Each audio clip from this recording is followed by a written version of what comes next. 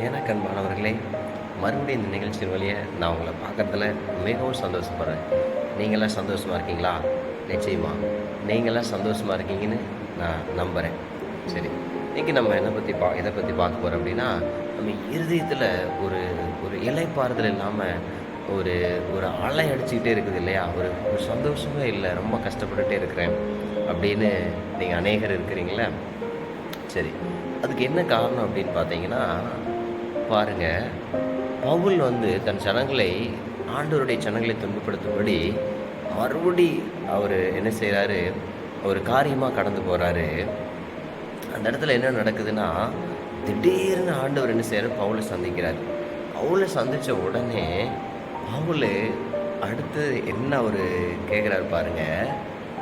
"ஆண்டவரே, நீங்க யாரு?" அப்படின்னு கேட்குறாரு. கேட்ட உடனே, "நீ துன்பப்படுத்துகிற இயேசு நானே" அப்படிங்கிறாரு. சொன்ன உடனே பவுல் அடுத்து என்ன சொல்றாரு, "ஆண்டவரே, நான் உங்களுக்கு என்ன செய்ய சித்தமா இருக்கிறீர்?"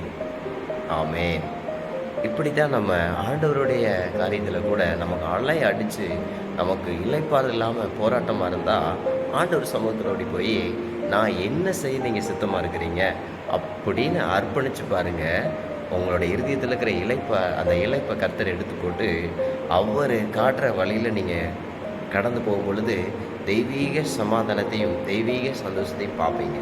எனக்கு அன்பானவர்களே, நிச்சயமாக பவுலைப் போலவே நீங்களும் ஆண்டவர்ட்ட கேட்கணும். நான் என்ன செய்ய நீங்க சித்தமா இருக்கிறீங்க? அந்த கேள்வியை கேளுங்க.